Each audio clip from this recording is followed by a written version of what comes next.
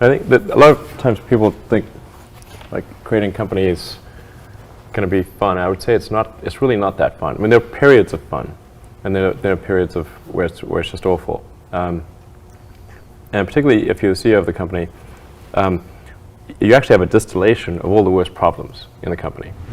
Elon Musk is a brilliant businessman who is also tremendously determined and willing to take tremendous risks. Elon Musk's extraordinary business success is no longer news, even to children. But do you know the secrets underlying his phenomenal success? Today we will show you the real secret of Elon Musk's success. The fact that he pursued his passion is first on our list. Musk considers himself an engineer rather than an investor, and the urge to solve technological challenges is what makes him wake up in the morning. He founded SpaceX because he was dissatisfied with the US space program's lack of ambition. He continued expecting them to go beyond Earth, to put a human on Mars, to establish a base on the moon, and fly into orbit on a regular basis. Along the way, he realized that the issue wasn't a lack of will, but rather a lack of direction. Space technology was significantly more expensive than it needed to be. That was the end of it. It was the start of the world's cheapest rocket launching enterprise. And here's the thing, it all started with the goal of landing a person on Mars, not making money. Second, he was unafraid to dream large and didn't hold back. One of the most striking aspects of Elon Musk's business is their audacity. He aims to revolutionize the automobile business, colonize Mars, construct super-fast trains and vacuum tunnels, integrate artificial intelligence into human brains, and disrupt the solar and battery industries. Now, there is a recurring theme here. All of his creations are futuristic dreams similar to those found in a children's magazine of the early 1980s. He believes that most firms' incentive structures are built on a foundation of low ambition.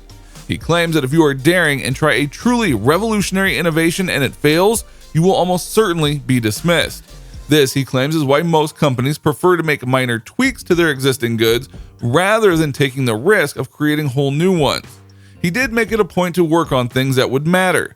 In Musk's hierarchy of important things, two things stand out. First and foremost, he wants to hasten the transition away from fossil fuels. Second, he wants to colonize Mars and make life multiplanetary to assure humanity's long-term survival. Think large, like I always say.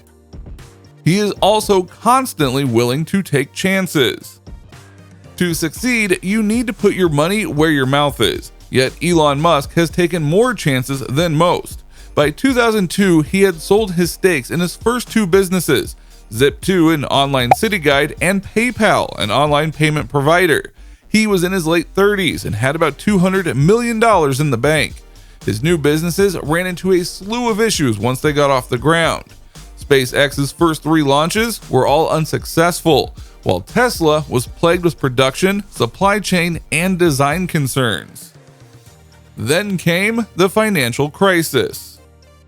Musk stated that he was forced to choose between keeping the money and letting the firm die, or investing what was left in the hopes of improving it. He chose the latter and continued to pump money in. He was once so in debt that he had to borrow money from friends just to pay his bills. So was he frightened by the thought of bankruptcy? Perhaps, but he persisted in pushing. Also, he paid no attention to the critics. Elon Musk stated that the left schadenfreude expressed by analysts and commentators in 2014 was truly astounding, and that many blog sites were keeping a Tesla death watch.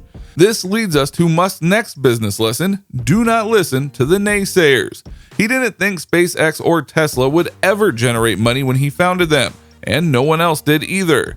Nonetheless, he defied the doomsayers and went ahead. And what is the reason for this? Well, remember, this is a man who measures success by how well he solves critical problems rather than by how much money he makes. Now consider how freeing that is. He isn't concerned with appearing foolish because his large financial investment hasn't paid off.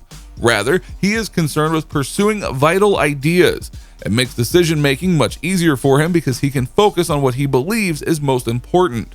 All of these things made way to his present success. Kindly like, subscribe, and do not forget to turn on that notification button to remain up to date on all of our educational and illuminating content. Thank you for watching.